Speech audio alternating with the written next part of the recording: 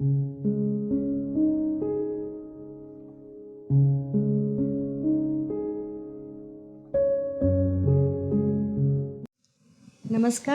मैं हूँ अर्चना पाठक। आप सभी का विहन सीरीज यूट्यूब चैनल में हार्दिक स्वागत है। आज हमारे साथ उपस्थित हैं विहन सीरीज यूट्यूब चैनल के संस्थापक आदरणीय सरदार भगत सिंह विहन जी। आपका हार्दिक स्वागत है आज के इस कार्यक्रम में। आप वरिष्ठ साहित्यकार हैं। आपके गीतों को संस्कृति मंत्रालय भारत सरकार द्वारा पुरस्कृत किया जा चुका है।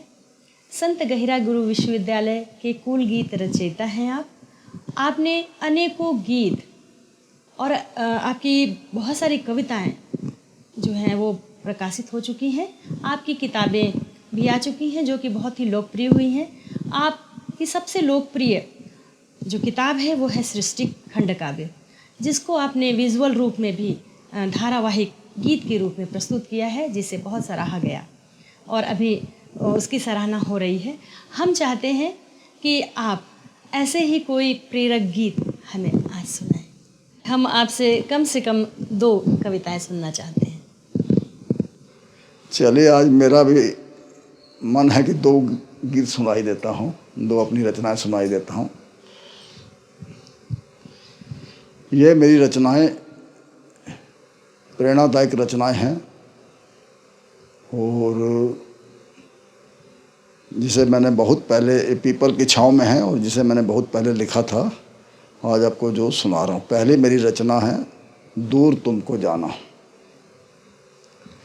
सो न हो के गाफिल अब जाग जा मुसाफिर, ये लंबी लंबी राहें तुझे दे रही सदाएं।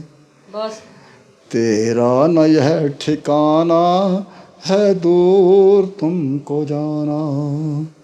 सो न हो के गाफिल अब जाग जा मुसाफिर, ये लंबी लंबी राहें तुझे दे रही सदाएं। तेरा न यह ठिकाना है दूर तुमको जाना, है दूर तुमको जाना। करके रात रोशन गए लौट हैं सितारे, करके रात रोशन गए लौट हैं सितारे।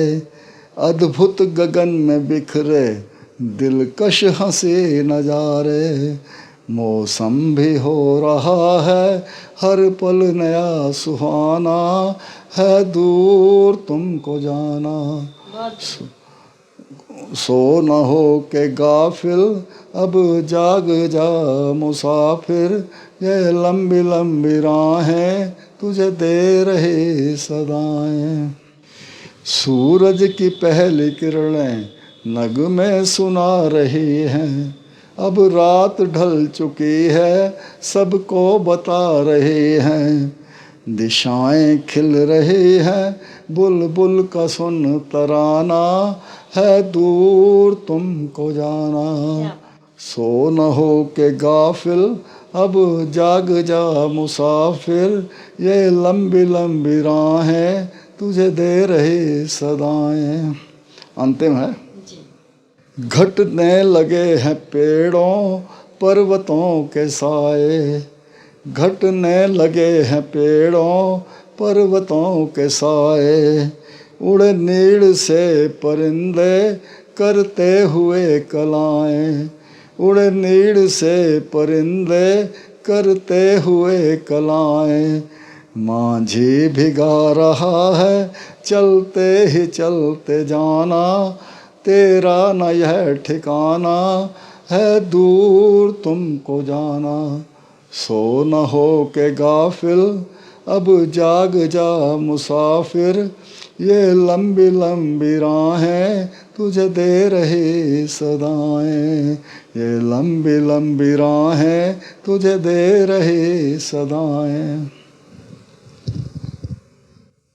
बहुत ही सुंदर आपने यह गीत सुनाया। आपने प्रकृति के साथ जोड़ करके लोगों को ये प्रेरित करने की कोशिश की कि हमें हमेशा आगे बढ़ते रहना है। जब प्रकृति कभी रुकती नहीं है, अपना काम करती है, तो हमें भी अपना कार्य करते रहना चाहिए। बहुत सुंदर गीत के लिए आपका बहुत बहुत साधुवाद। और मैं चाहूँगी कि आप एक और ऐसा ही मोटिवेशनल प्रेरक गीत हमारे दर्शकों को सुनाएं। मेरे ख्याल में तो एक गीत सफिशिएंट है, अगर आप बोलते हैं चलो दूसरा भी सुना देता हूँ। ये मेरा गीत जो है, गीत या कविता जो भी रचना है, ये मनुष्य को आगे बढ़ने के लिए प्रेरणा देती है कि तुम्हें बहुत काम करने और आगे बढ़ो। और प्रकृति के जो नियम हैं वो हम लोग नहीं बदल सकते हैं, लेकिन प्रकृति के साथ चल के हमको उन्नति करनी है। जैसे समय है, समय हमारे जीवन से निकलता जा रहा, पता नहीं किस दिशा में विलीन हो रहा है। तो इसलिए हमें समय का सदुपयोग करते हुए, अपनी क्षमताओं का उपयोग करते हुए अधिक से अधिक जो है प्रगति करनी है। हर पल आगे बढ़ना है, जीवन अनबूझ पहेली है, इसे सुलझाना आसान नहीं। क्या वर्तमान और क्या भविष्य, इसको कोई सकता जान नहीं। ये खेल अनोखे सृष्टि के, इनमें ही खुद को गढ़ना है, हर पल आगे बढ़ना है। बहुत बढ़िया। आकाश धरा और जड़ चेतन, आकाश धरा और जड़ चेतन सब में परिवर्तन होता है। यह अटल नियम है प्रकृति का, इसमें बड़ा ना कोई छोटा है। प्रतिपल बदलती दुनिया में खुद को सम्मिलित करना है, हर पल आगे बढ़ना है। बीतते जाते हर लम्हे, लम्हे बोलते हैं समय को, बीतते जाते हर लम्हे एक कटु संदेश सुनाते हैं। अज्ञात देश के वासी हम, फिर लौट कभी ना आते हैं। समय हमारे जीवन से एक बार निकल जाता है, फिर वो वापस नहीं आता।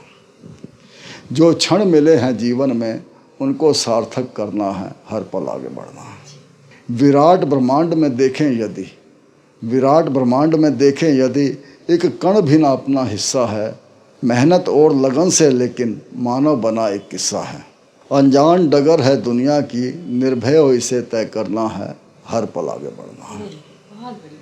पाषाण काल से नवयुग तक, पाषाण काल से नवयुग तक जीवन की लंबी गाथा है। अति भीषण बाधाओं में भी झुका न मानव माथा है। निराशाओं की सोनी बदली में आशाओं का पानी भरना है, हर पल आगे बढ़ना है। क्या बात। जो चलते जाते हैं अविरल, जो लगातार चल रहे हैं, जो चलते जाते हैं अविरल, यहाँ उनके लिए हैं फूल खिले। जो बाधाओं से टकराते हैं, यहाँ खुशियाँ उनके गले मिले। जब थक हार के बुझ जाए मन, एक बार प्रयत्न फिर करना है, हर पल आगे बढ़ना। क्या बात, क्या बात। जब थक हार के बुझ जाए मन, एक बार प्रयत्न फिर करना है, हर पल आगे बढ़ना है। बहुत इस गीत ने बहुत अंदर तक छुआ है और बहुत प्रभावित किया है। मुझे लगता है कि ये जो भी इस गीत को सुनेगा या पढ़ेगा, उसे ये हमेशा प्रेरित करेगा। तो मैं ये चाहूँगी कि आपकी जो आखिरी पंक्ति है कि जो बाधाओं से टकराते हैं, यहाँ खुशियाँ उनके गले मिले। थक हार के जब बुझ जाए मन, एक बार प्रयत्न फिर करना है।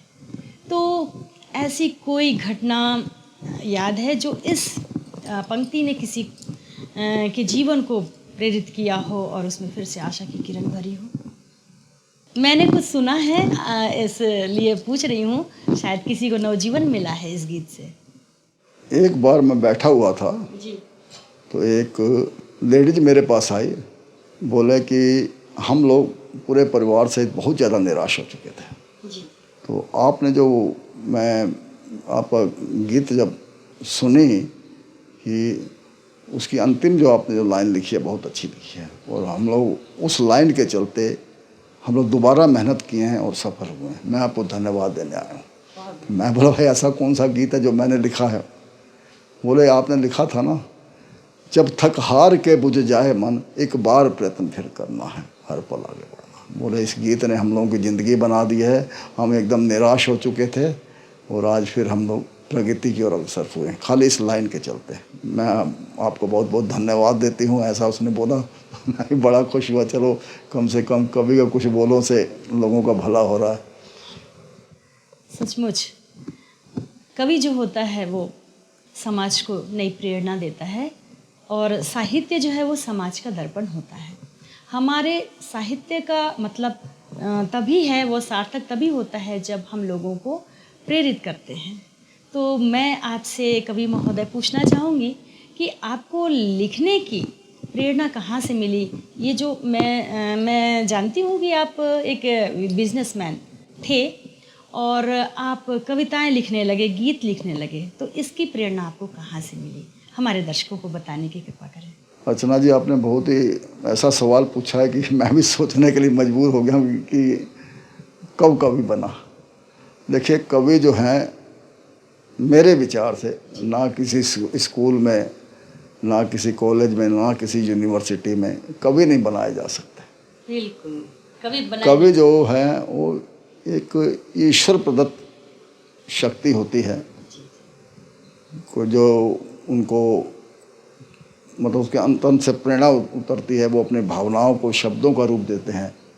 तो ये, जबकि मैं बिजनेस जरूर सारा जीवन किया हूँ, जबकि मैं बिजनेसमैन नहीं हूँ। मैं एक्चुअल में कवि हूँ और जो भी लोगों के दुख दर्द, उनकी भावनाएं वो मेरे को समझ में आ जाती हैं, फिर मैं उनको शब्दों के रूप में, शब्दों का रूप देता हूँ जो कि लोगों को बहुत पसंद आ रहे हैं।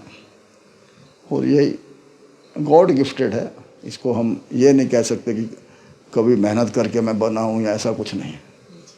जो भी चीज़ मेरे को दिखती है तो उसको मैं शब्दों के रूप में उतार देता हूँ।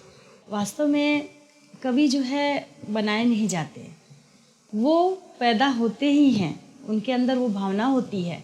और हमने देखा है और सुना भी है आपके सहृदय को, कवि हृदय और कोमल हृदय को। और आपने अपने बारे में थोड़ी बहुत जो हमें जानकारी दी, हमारे दर्शक आपसे परिचित हुए। आपकी रचनाओं को पढ़कर सुनकर भी आपके स्वभाव का पता चलता है। आपकी सभी रचनाएं जो प्राकृतिक सौंदर्य से ओतप्रोत होती हैं, समाज के लिए कुछ न कुछ संदेश देती हैं।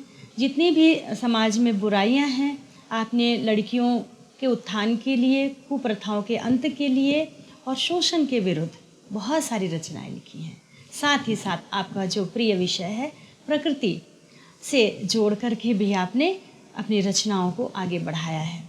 आपके इस सुंदर काव्य यात्रा के लिए आपको हम बहुत बहुत शुभकामनाएं देते हैं। आज के इस कार्यक्रम में आप हमारे साथ उपस्थित हुए, आपका बहुत धन्यवाद। विहन सीरीज यूट्यूब चैनल से जुड़ने के लिए आप इसे लाइक, सब्सक्राइब, कमेंट, शेयर अवश्य करें। मुझे आशा एवं पूर्ण विश्वास है कि यह कार्यक्रम आप सभी को बहुत पसंद आएगा। धन्यवाद।